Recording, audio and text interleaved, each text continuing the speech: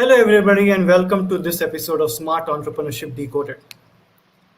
Normally, we have guests who have either followed entrepreneurship as a passion or they had a midlife burnout or didn't get a job and became an entrepreneur by force or by compulsion, not choice. Today, we have a different kind of guest. Today, we have somebody who's from the media world, successful media world, somebody who's done television journalism, somebody who's done print journalism, very successfully in the entrepreneurship space, somebody who's written books on entrepreneurship. Normally in India, you would think somebody like this will go on to set up a digital channel like Transcontinental Times or become a screaming talking head on television backed by a political party. But she, and it's a she, but she is not like that. She ventured into education, much like myself. She is Shreyasi Singh, very accomplished, great journalism background, but now with Harappa education over the last 5, 6 years, she's stamping an absolutely new path in skilling, upskilling people of all ages.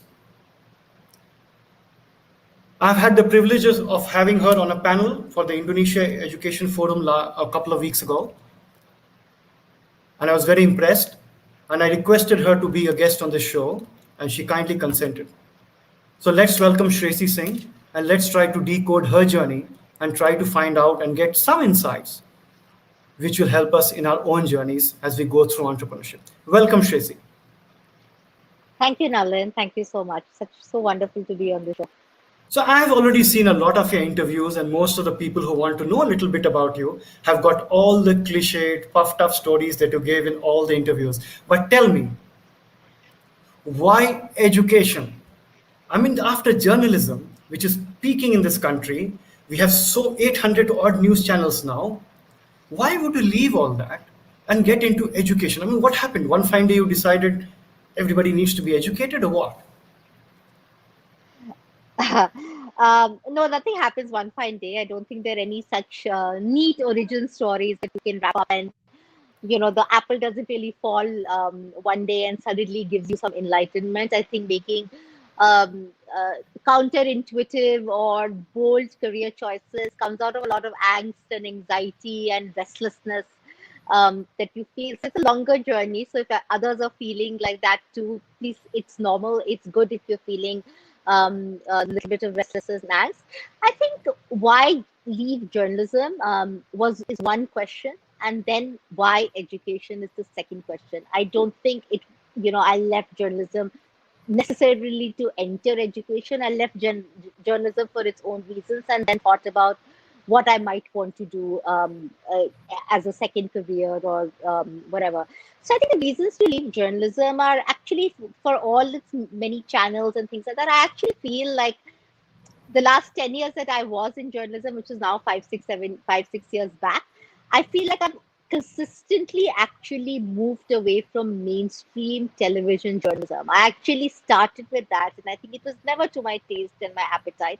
I think one television journalism was never to my taste and appetite because I enjoy writing, and you are second to visuals when you're a television journalist, as well as the way that the industry was being run, right? So then I moved from that to print. That also just suited as a working mother my lifestyle more, all the variety of roles that I play much more, and generally managed to help me sort of do the kind of work that I wanted to do. um, I think why I eventually left is when I had wanted to be a journalist. I think there were three goals that I had in my mind that, were really important milestones to achieve. I really wanted to be the editor of a magazine. When you're reading, I've always been a voracious reader. So when you're through school or college, you read. you start, and I used to love magazines, right? You read, and the first thing you see is the editor's letter, and I would read every editor's letter of every magazine that I was a regular reader of. So there was such a personal milestone to have your own. When I was editor of Ink in India for 4 years, 2011 to 15, it's such a great personal milestone that month after month you have your editor's letter where you're able to opine and bring the issue together with your photo and byline. That very one big, very milestone was met. Second, I wrote a non-fiction narrative book on entrepreneurship and wealth creation in India, which was the second goal from journalism that I always had, is to write a book on journalism. And third was to have a Did the newspaper did column. the book did the book happen before entrepreneurship or after? Before. And then you wanted to It prove happened what in before. the book is So, going to work. yes, magazine editor, newspaper columnist, while I was working on the book, and eventually the book. All these three goals were achieved by 2015, 2016.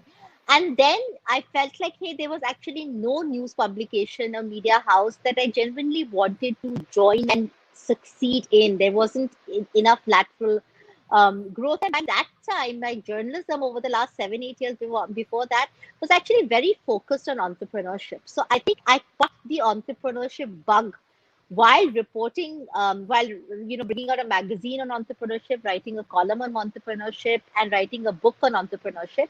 I think I want to stop living vicariously and do something of my own from the ground up, right? So even before education came, it was sort of this growing. I didn't know it then. So you can only connect the dots looking back. But I think there was this growing urge and restlessness to do something of my own.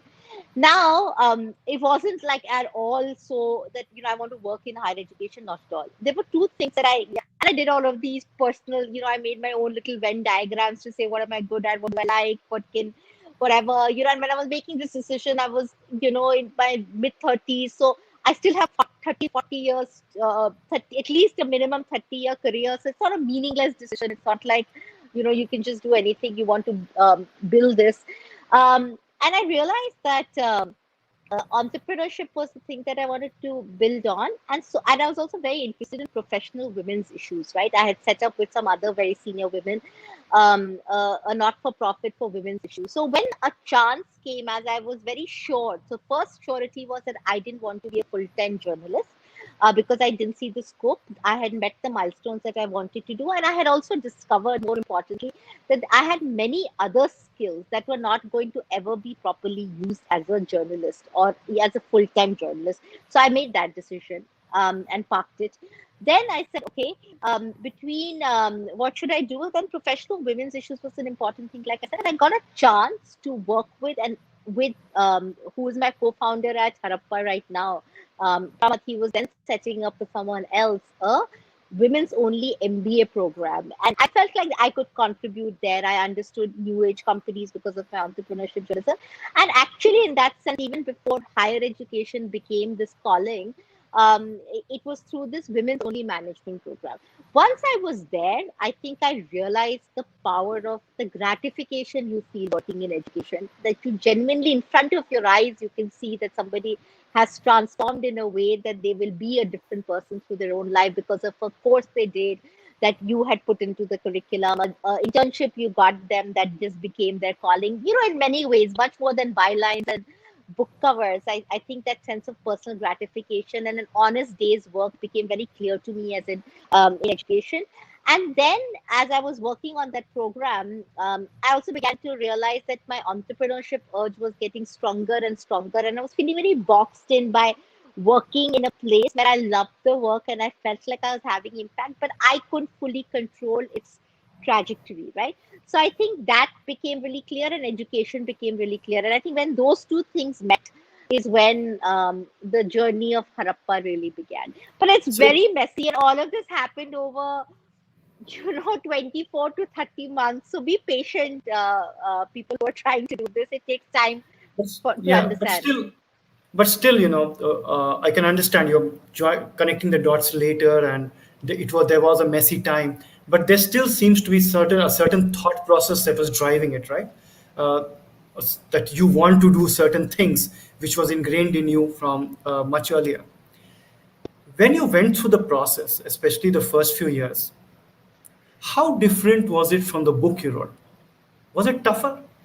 Was it like, aha, it's not like that? It is. So you're asking as an entrepreneur. By the way, I don't think I would have been here if I hadn't written the book. I think the book was a very powerful, because my book was on first generation wealth creators, which is the potential and opportunity I have even with Harappa to be, right. And I interviewed over 100 people and 100 entrepreneurs in that book. So I think that book really taught me the power of ambition, and I think and made me feel like, listen, I met all these amazing people. If they could do it, I could do it too. The other thing that book taught me, which I think I now tell a lot of young people, which is what, one of the CEOs of this wealth management company that I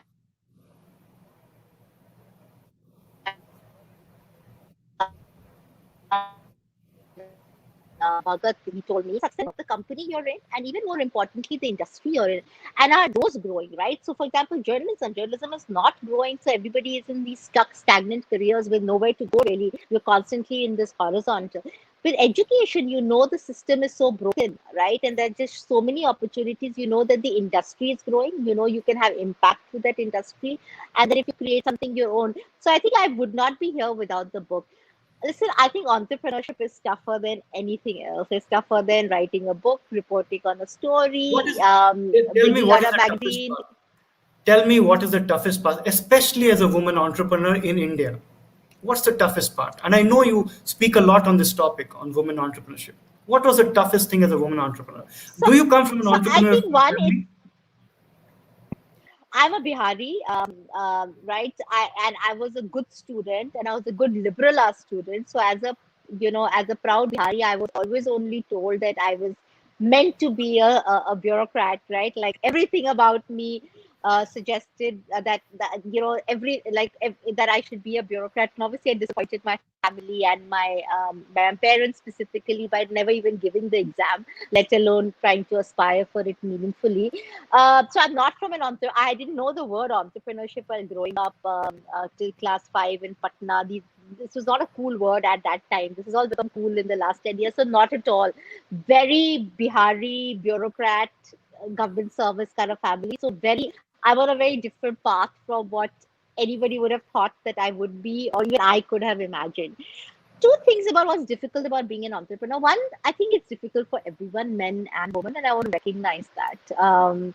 I think there's a relentlessness of it and how self-motivated and self-disciplined you have to be. And that's actually very similar to a book. And I think that's very similar to any creators. You've written books and built movies. Nobody is banging down your door to say, listen, please write this book or please build this company, right? You have like this urge, crazy creative self-expression through a book or a movie or a company that you want to create, but nobody otherwise is waiting at all. Nobody's expecting it to be successful. All of that. So I think it needs a relentless conviction. It needs very high self motivation. It needs very high self discipline. These are only internal challenges. And then it needs timing, luck. It just like I find it amazing that the companies that are successful have just had so many lucky strokes, right? Like you can't script it; it just happens. So So has that's the tough part. so has COVID been good for timing and luck? I think so for a business like us. Unfortunately, although I wish I would did not happen, I would have taken the headwinds what the world and my country is going through right now. I would have taken the headwinds of being an edtech entrepreneur without COVID, but practically speaking, of course, it has very the tailwinds for a business like ours have and the consumer adoption for a business like an online learning institution obviously has been dramatically enabled by the last 15 months. It's such so dichotomous to think of. Now to come to the women's entrepreneurship part. Listen, the toughest part is believing you can do it and feeling like you deserve to even have this ambition. I think that's very tough for women. I keep saying now very proudly that I'm a non-techie, non-MBA founder CEO of a tech-enabled business. I can see sometimes people looking at me so surprised as to how I can do it. Like, Did how am you I even did doing this? did you find difficulty in getting acceptance initially? I think acceptance from whom, right? And how do you know you've got it? I mean, I don't even know, how do I know if I've got it now? So I think that's maybe the first toughest thing, is you have to stop seeking acceptance, and knowing that you're doing this for yourself. You don't need that every day of acceptance. You almost stop, when you stop expecting that, it's almost easier to take, right? That you have to be driven by your own path. But I have encountered a lot of disbelief, and I think many people would be, I'm sure, very surprised at what we managed to create, or what I have individually managed to create. And even now, I can see that sort of expression of skepticism or disbelief, Do that you someone like me is doing what she is. do you see that more with investors? Because that's some old boys club. I think so, and it's not just about. I think investors, they work a lot on mental models, right? I think they have investment thesis to say we will invest in disruptive technologies. Disruptive technologies come from people outside the system. They come from young early adopters. So I think there are many kinds of mental models that have worked for people, and it's true. I mean, there are only 2% of women in India CEOs, so most people have not invested in that many companies which has a woman co-founder. So I don't blame them, but yeah, I am sure, and nobody tells you these things, and I'm certainly not somebody who only has that frame of mind, that I'm constantly seeing myself as a victim, somebody discriminating against me. That's also not true. But I know enough to know that I'm sure they pause and think more times than they might if it was a 28-year-old IITian. Yeah. It's interesting you say that, having raised money so much for companies in India, I find more money lenders than investors, and a whole host of burnt out middle aged executives going around with trying to be mentors, exchanging equity for mentorship, and fake investors who are investors but have never invested in any company. And That's true. it's just crazy that our young people have to go through all this. But interestingly, here are two Biharis from Patna discussing entrepreneurship. I am from there as well. In, oh wow, that's So such a wonderful serendipity. How nice. I, on a channel that is from Spain, Transcontinental Times, absolutely brilliant. Were you self-funded at the start, or did somebody just give you a pot of money? Nobody gives anyone a pot of money, but um, I think what I was, and I do want to say that no entrepreneurial journey is the same. I think everybody has their own challenges. It's the business you're in, it's your own mind space, it's the product, and I want to recognize and acknowledge my privileges as well, as much as I want to recognize and acknowledge my challenges. One is, of course, that my family situation. My husband's also a successful entrepreneur. My family situation, or my family's sort of economic status, has allowed me to take some of these bold decisions in my life. If I was in a family where my monthly income had to be steady, I would not be able to take those choices. So I think that's there. Second, my co-founder at Harappa, Prabhat, is a very noted pioneering figure in higher education in India, and he invested the first amount of capital that we did. So I didn't have to put money in, my own family savings in. And I think both of those, my personal situation and having a co-founder who had both expertise as well as the ability to get us started, were both very important advantages. And I don't take those advantages lightly. I feel like if I have those advantages, then I must do more than anyone else who's in my position who has those advantages. So but those things have enabled a lot. And then eventually we raised a Series A round, as it's called, Yeah. after 2 years of Pramath bootstrapping it as sort of one of the founders. So I'll come to the fundraising, but before that, for all the young entrepreneurs, how important is it to have a co-founder? I mean, what was your own experience? You spoke a little bit about it, but for young people, how important is it to have a co-founder? You made some very interesting points. You do need certain base necessities to be taken care of before you take the leap and risk. You do Yes. need your family backing and their buy-in into it as well, because you're going into uncharted territory, especially if you go later in life, right? We have things to pay for and there are responsibilities. You can't run away from that. But what's the role of a co-founder? How does that work? So I think there's enough research, right? I think there's enough research around entrepreneurship that documents that two people co-founding teams have seen historically been seen to be the most successful, especially the kind of now of course the bias here would be that the kind of companies that have been documented, but I think that the data on that is quite clear that two or three, two I think, and then three member co-founding teams have been the most successful. So I think there is something to think about from that data. um, I think so. I've also seen enough solo founders. Of course, like I was telling you about my husband, I think he's a he's a solo founder. I've seen his challenges very different. I can't imagine having done it without a co-founder. I think you need. I think there are two or three things you need to understand. Is one that are you bringing complementary skill sets but shared values, and is your shared goal the same? Do you in do you want the in 5 years to be there? Do you want to go slow and build a profitable business? Do you want to go big quickly and build a business that will require a lot of external funding? Or I think a lot of that.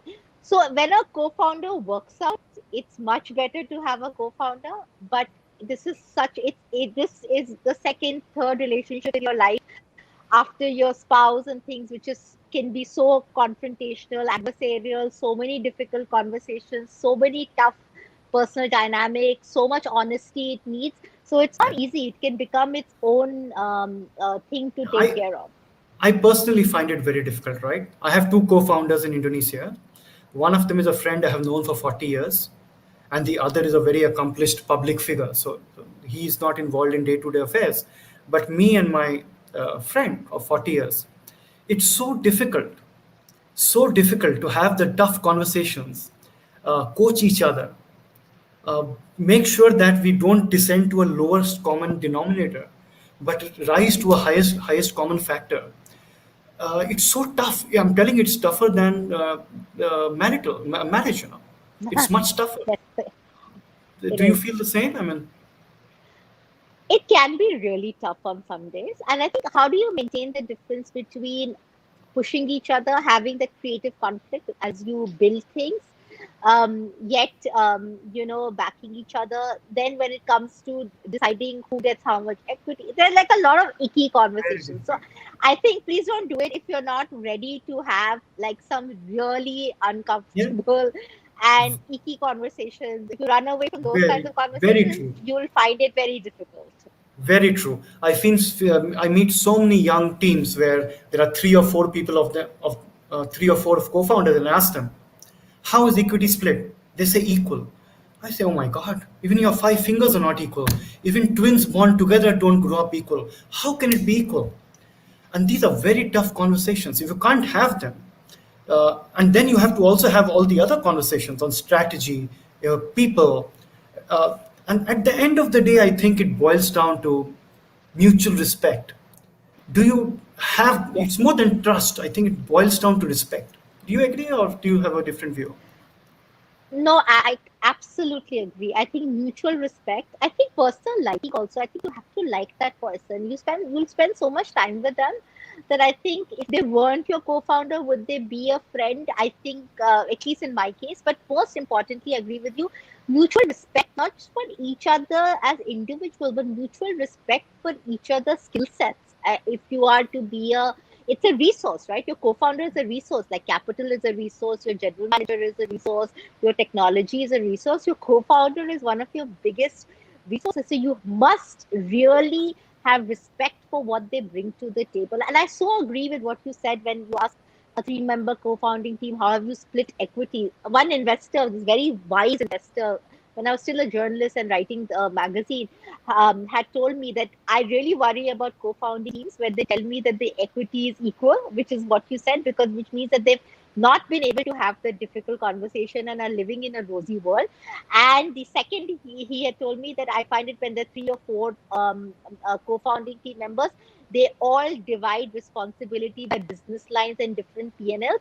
He says that also suggests to me that you've actually not had the hard conversation about who is really good at what. Because if you really want to build a successful business, you will ensure that everybody is working on the top of the game and everybody is bringing their best self to the business. And if you can't actually agree what each other's strengths are, And it was, that doesn't say a lot about your relationship. yeah. And for us, two guys, 50-year-olds, uh, both had been CEOs of Fortune 500 companies, very accomplished. Initially, the third co-founder suggested that both of you be CEOs and run two divisions. I said that won't work. We need to have a single chain of command. So initially, my co-founder Sachin was the CEO, but this is where respect comes in. After 8 to 10 months of running it, he came to me and said, Nalin, you're actually better at running this. I have the local connections and I know Indonesia. Let me take a step back and help you, and with the ecosystem, you run the company. I think I'm coming in your way. This kind of respect and trust, if you don't have, uh, I don't think you can be co-founder. It's really difficult. I think in many ways it's tougher than marriage. I've said it more than once. Yeah, it's true. And I think that's so true. So for example, in our case, and my co-founder is like 16, 18 years older than I am. So we're like almost like at least one generation, if not two generations apart. In that sense, we have a lot of diversity in So the how do co-founding you push team. back? Tell me, how do you push back? So he'll tell you that I push back. See, and that maybe those are skills of journalism. You've always learned how to speak truth to power. And I think every intelligent person, if they know that the space you're coming from is your conviction, and your only and only, my moral clarity is this, do I think this is good for Harappa? I could be wrong, but in that moment, if I'm fighting for something or pushing back on something, my only and only moral clarity is this good for Harappa? And I think as long as me and my co-founder come from that place, I think that these conflicts are in the moment. And to give him all credit, because imagine now I am sort of this woman CEO with a co-founder who's anyway so accomplished and so many years older than I am, right? People will even think even more that but he has been, to his full credit, he's the chairman of the board, of course, but he tells everyone that, I think, and everyone who works in the company knows for sure that she's the CEO, so she'll take the decisions. So he will give inputs, and he's also assertive, but he'll give inputs. But I think that line, that the respect for the position, because that's how companies are run, and is, if somebody is the CEO, they do have to take the call, but they're also accountable for it then, right? So it's you can't take the privilege of being the boss and calling the shots and not take the accountability for whatever happens. So let me ask you this. You have a big team, and you make it a point that every member of your team is on your website. It's one of the rare websites where I've seen. I kept scrolling down the team. I said, when will this stop? Normally, you put three, But you four kept pictures. going. But you It kept kept going. going, kept going. So beautiful, diverse team. I just loved that part of it. But talk to me about being a learning organization, and I run a similar organization in Indonesia, albeit in a different space. Being a learning organization, being a CEO, where people are looking up to you as a mentor, coach, guide, etc. How do you get your own coaching and guide? What is your circle? How do you find that circle which will give you objective advice? I'm not asking you to name those people, but how do you form that circle? Otherwise, you're lonely, right? Sure. So I think, yes. So I think, we call this, and in fact, this is something we even address in the Harappa curriculum, almost like, what's your personal solar system? And who are the rings, right? Whether you want to include personal or even in professional, who's your closest ring of advisors and mentors? Who's your next ring of advisors and mentors, which could be much more on technical and industrial skills? What is the third ring from where you get it, which could actually be whatever? So I think a combination of two or three. Because I've always been a really strong and voracious consumer of content, and my journalistic background also, I read and I soak in and absorb a lot. So I think whether it's on edtech or on entrepreneurship, there's just amazing resources available for free, for example. And You I said you you for said you read. podcasts, yes, You so said you read. podcasts, right? Yes. That is a lost skill. Nobody reads anymore. See, just that Sorry, makes I'm you old look like fashioned. from another generation and very old, right? So I am old fashioned. So I think there is just so much. So that's my outer layer of professional mentorship and guidance. Since you're constantly reading from the best people and listening to podcasts and whatever. Then um, closer to the closer rings, of course. I don't think I am that person, and this is not me even in my personal life. That I don't think I'm a disciple kind of person. That this person is my guru. Like I don't have that. I don't think that's my preference as whatever. Um, what I have done, especially as an entrepreneur, I think I have realized that one needed to do this. Is there are 5 or 6 people for different things that I have really pushed myself to be very honest with them and very vulnerable with them for some part of the business that I have a challenge with, right? That I will go to them to say that, listen, I'm having this challenge and I want to talk about it. So I think my biggest forever has been talking about my challenges quite openly to 8 to 10 people broadly at no So fixed frequency, but as I how need them.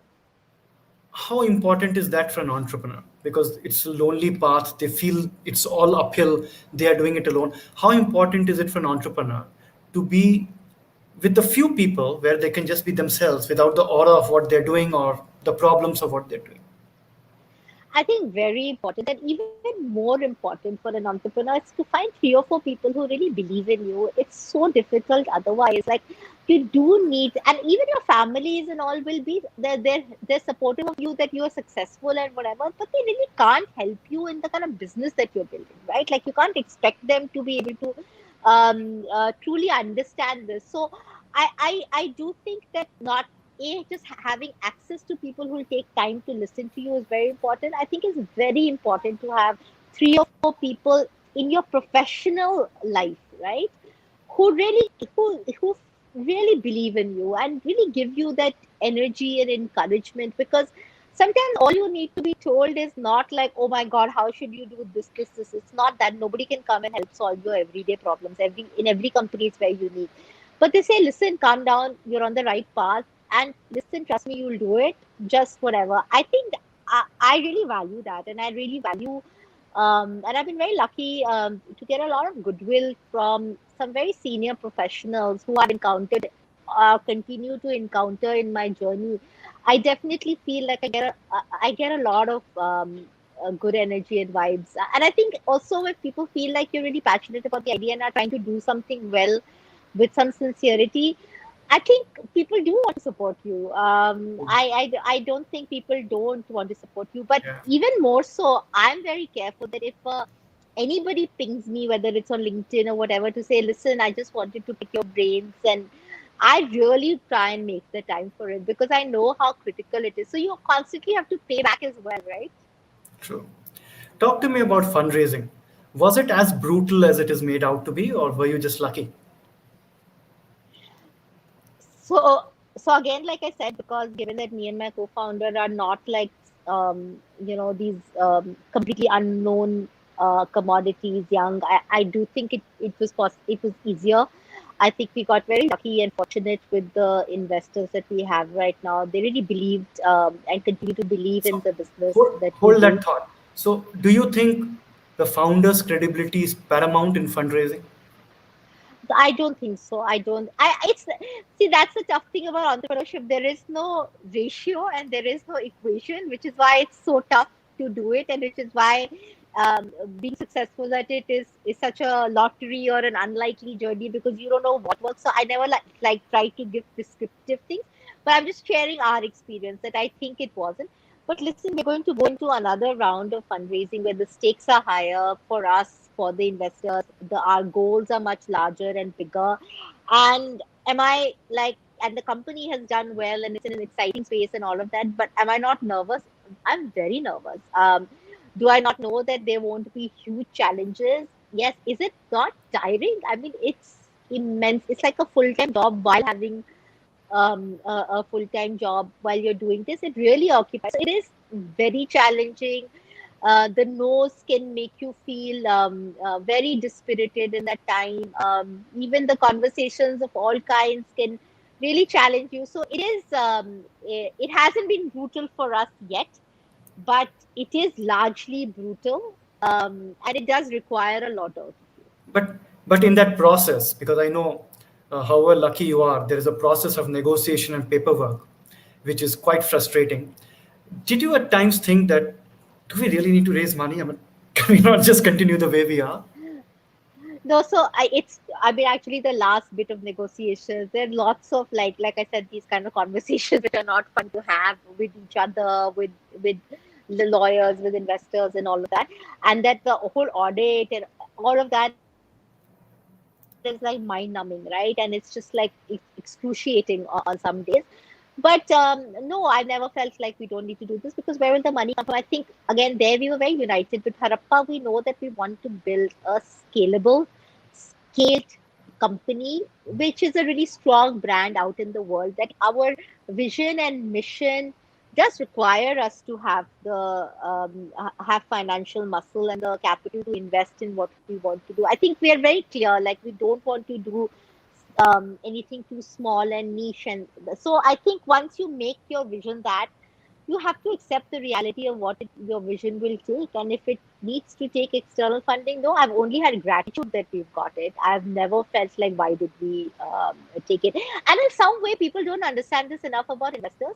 In some way, your investors believe in you even more than your friends and family. And it's an intense form of delegation because they are parting with their money for you, not even asking you on an everyday basis. I mean, there's an immense amount of trust, respect, and no one is more incentivized other than your immediate family who might benefit from your wealth than your investor if you and your company do well. So it's actually, when done right, when mounted correctly, it's a very enabling dynamic between founders and investors. How different is Shreyasi the person versus Shreyasi the person at office?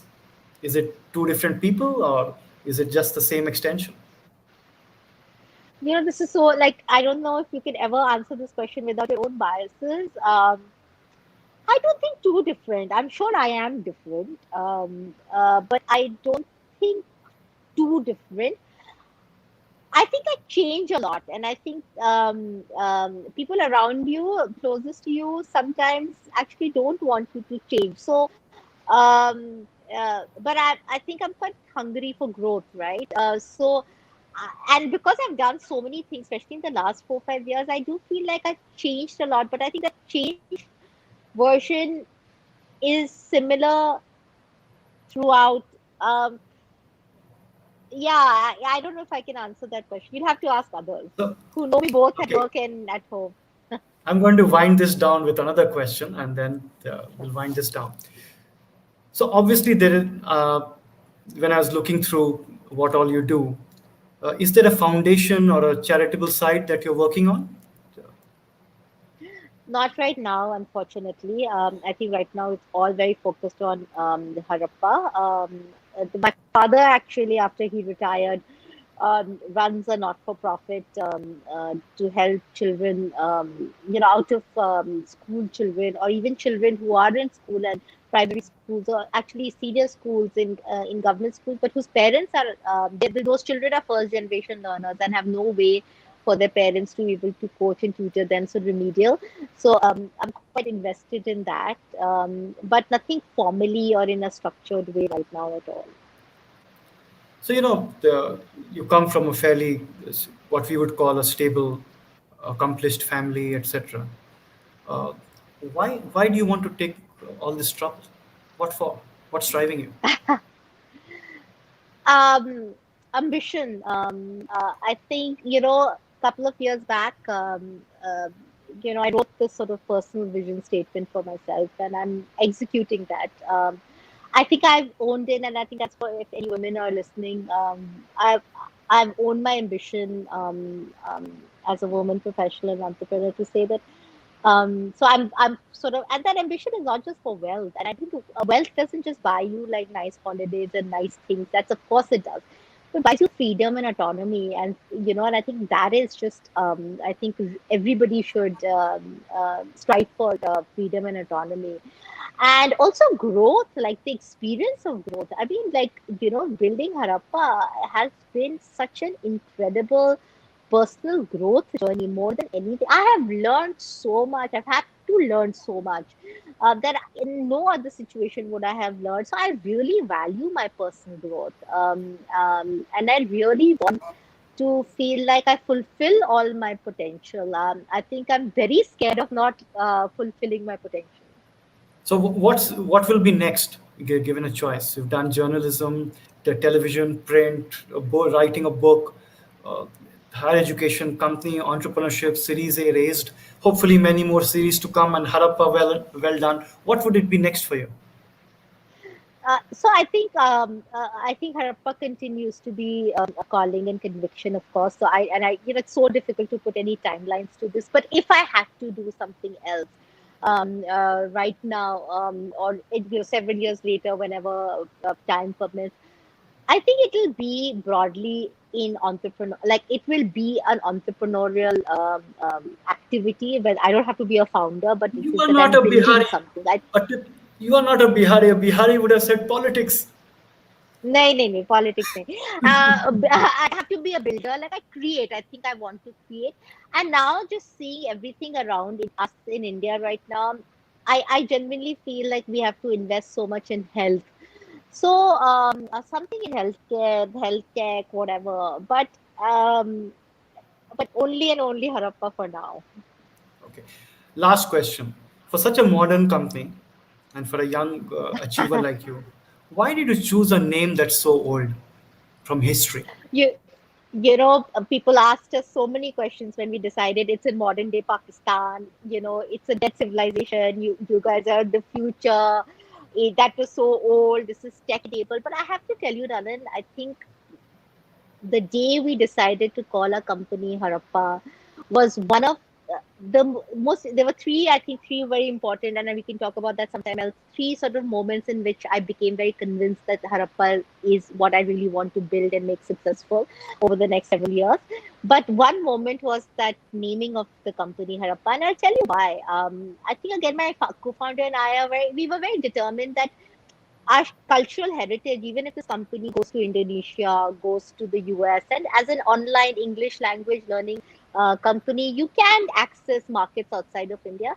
The fact that we are named Harappa will always be evocative of our cultural heritage. And I think that's something that we believe a lot in. We're proud Biharis and proud Indians. So I think that, and second, just the emotional resonance of the name, for it to be a pioneering civilization, for it to be as builders, for something to survive in people's imagination 5,000 years later, right? For it to have so many artifacts of excellence, I think the name really called out to us. It's Yes, one of my it favorite does. things about the company. The first time I heard it, I was very curious, as to why somebody would name a company like this over a 5,000-year-old civilization. But hearing you speak, I can completely understand that. It has been an absolute pleasure to have you, Shreyasi. I wish you the very Thank you best. so much, Nalin. Your company is doing pioneering work, and I hope that we'll be able to work together in Indonesia as well. All the best to you and your team, and have a great day, great evening ahead. Thank you very much. Good night. Thank you for having me, and thank you. Bye. Thank you.